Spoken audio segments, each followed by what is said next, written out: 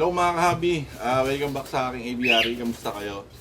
Mga kahabi, today meron akong package na dumating and as usual mga kahabi, no? Alam niyo na yan, ito ay aviary stuff, no? Aviary item. So mga kahabi, tara, samahan niyo ako, i-unboxing natin tong package na dumating, no?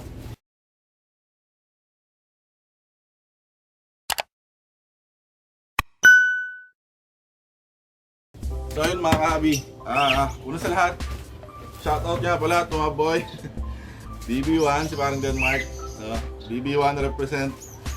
Salamat ito sa shirt Paring Denmark. Matagal sa akin itong t-shirt na to eh, nakita ko lang na uy, meron nga pala akong ganito, so sinuot ko since mag-vlog ako today.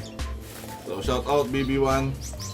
So mga kahabi, ito yung aviary item or aviary goods na in-order ko. In-order ko nga pala to. Today is mga kahabi, Thursday.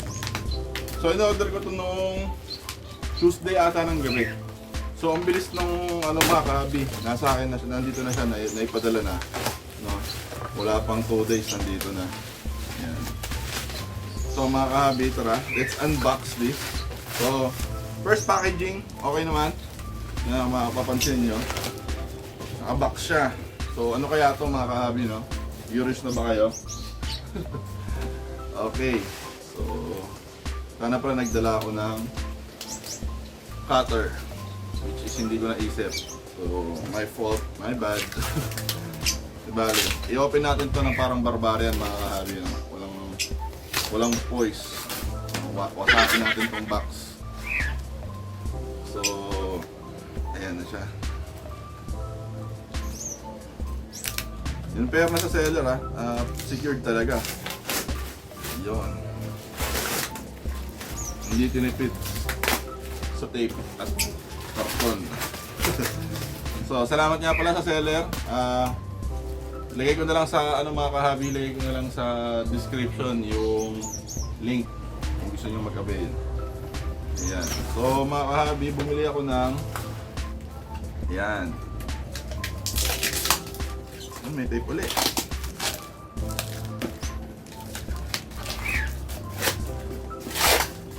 Ito mga kahabi, ayan. Bumili ako ng Nest Box 4 pinches.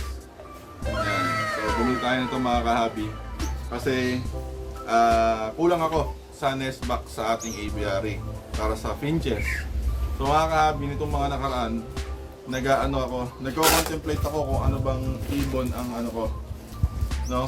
Ano bang ibon talaga ang gusto kong alagaan. So mga kahabi, kaya hindi muna ako nag-a-add ng ibon dito kasi bala ko kapag pag nag-decided na ako sa kung anong klase ng ibon na bala ko i-keep, mag-stick muna ako doon, no? Hindi muna ako mag-aalaga ng samot-saring klase ng ibon. So ang nagko-contemplate sa isipan ko itong mga nakaraan, gusto ko mag-alaga ng gusto ko mag-alaga ng budgie. No, either English budgie or imported na Euro budgie. Mga English budgie na local lang or mga imported na Euro budgie. So gusto ko rin siya, no? Pero medyo related kasi siya sa pag-aalaga ng parakeet mga kahabi, no? Medyo magkaiba sila pero in a way related sila with some. Kumbaga hindi sobrang nalalayo. May pagkakaiba pero hindi sobrang dami. Ayan. Ayan mga kahabi.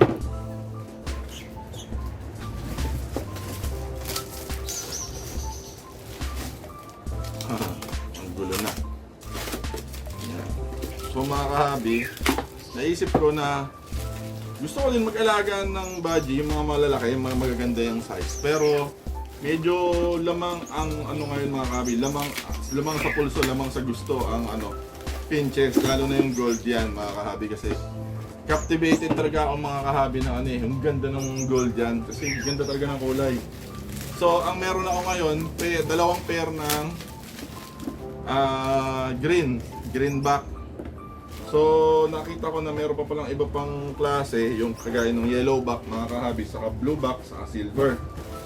So mga kahabi, since nakwento ko dati na nakwento ko nung nakaraan na obsessive ako. Gusto kong magkaroon ng ibang mutation, ibang kulay, ibang series. Ayoko nung green lang, mga kaabi, no? Gusto kasi mayabang ako, mga kaabi, pero yung yabang naman na okay, hindi yung yabang na nakakabisit. Gusto ko masabi na meron din ako. Ganun ako, mga kaabi, eh. So sabi ko, gusto kong mag-alaga ng blue series tsaka ng yellow series. Ang ganda kasi, mga kaabi, nakita ko sa group. Sumali nga pala ako sa group ng ng Golden Finch Philippines. So ang gaganda ng mga nila doon, mga kaabi, ang gaganda talaga. Ang gaganda ng mga ibon nila. Talagang parang gusto ko talaga bumili. Ito, meron tayong dalawang pair ng green series, courtesy of paring Roy. Tapos meron tayong planong, mapapansin nyo rito sa sa side ko dito, andito yung aking mga lumang cages. So napagpilian ko na to, yung mga goods, mga kahabi. Ayan. So bala ko, i-restore ko sila bago ko sila gamitin. Siyempre, alisin ko yung mga nest box na malalaki, mga pang alb, saka mga pang parakit, alisin ko. Tapos papalitan natin ng pang finches, itong mga binili ko.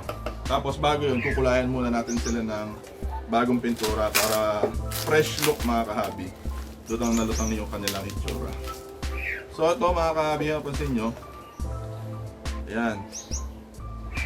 Ito yung ating nest box. May kasama na siyang perch para sa front. Parang ganyan, meron siyang perch dyan, ganyan. So wait.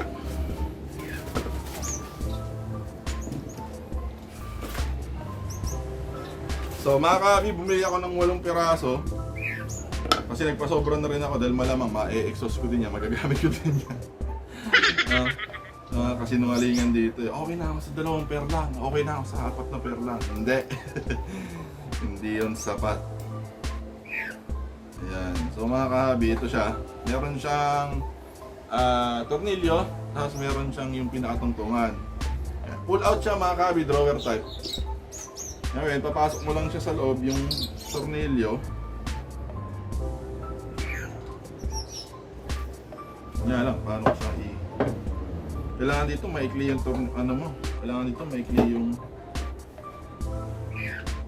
kailangan dito maikli yung mga kahabi para gumana siya. Kailangan maikli yung screwdriver. Kasi pag mahaba, hindi mo siya maipapasok sa loob. Kailangan natin ng mas maliit na. So hindi ko siya may kakabit ngayon, mga kahabi, pero papakita ko sa inyo yung finished product sa mga susunod na araw.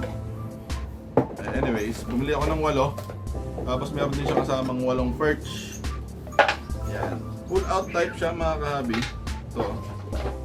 Yan. Drawer type, pull out. Yan. Nabili ko to sa Angeles, Pampanga. Angeles, Pampanga pa siya nanggaling. Kasi siya yung nakitaan ko ng pinakamura. Sa kanya ko nakita pinakamura. Ang bili ko kada isang, mga kahabi, ay 110 pesos. No? So dati ang alam ko nasa lang to 80 pesos, pero ngayon 110 na. So ganun talaga. Gawa siya sa mga kahabi, sa plywood, no? Ito yung niya, ganito siya kanipis plywood na gamit sa kanya. Yan. Yan. So yun. So meron siyang maliit na gap dito para singawan niya naman, para hindi sobrang init. Yan. May konti siyang gap. Mapansin nyo, may maliit lang siya na gap. Ayan. So, pag ayaw nyo gamitin, pwede nyo naman balik rin na ganyan. Okay lang din. Ayan, hindi na siya kita. Ayan. Ang size nito, mga kahabi, ay 6 inch by 5 inch by 5 inch. So 5 by 5 by 6 ang sukat niya, no? So saktong-sakto to para sa mga pinches, mga kahabi. Ayan. Ayan. Ilalagay yan dyan, no? Ganyan ang itsura niya. Okay din. So Pag naayos ko na itong mga cages ko mga kahabi, ilalagay ko na itong nest box doon. Tapos, hopefully may kasana natin sila dito somewhere para may set up na, maumpisa na. Tapos bumili rin pala ako sa kanila ng cattle bone. Ayun, mga ano lang, maliliit lang na cattle bone, na medium size.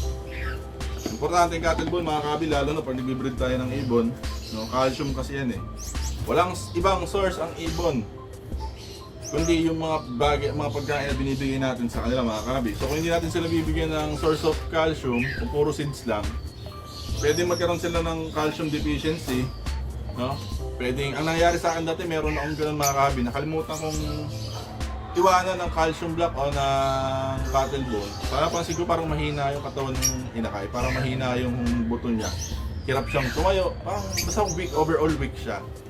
So, pero dati naman, nung mga nagbe-breed yung breeder ko na yun, wala namang problema sa kanya. Noon lang, nung mga time lang na pabayaan ko, nakalimutan ko magbigay ng supplements, ng mga calcium supplements, na mineral block, cattle bone, ayun. Parang pansin ko parang nag-iba yung quality ng pinoproduce nilang inakay. So, yun lang mga kahabi, unboxing lang tayo. Yan. 110 pesos ang bili ko dito mga kahabi ang isa. Bumili ako ng 8. Meron tayo dito 1, 2, 3, 4, 5. 5 cage, no?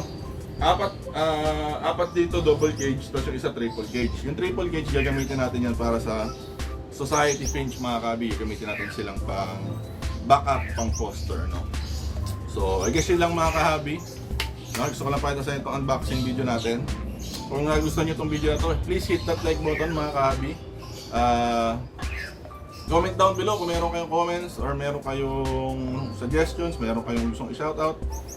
Comment down below lang mga kahabi. Share this video, subscribe kung di pa kayo nakasubscribe. At kita-kita tayo sa mga susunod pang videos dito sa aking aviary at sa aking channel. So, kagaya na lagi ko sinasabi mga kahabi, ingat lagi, God bless, and happy bird keeping.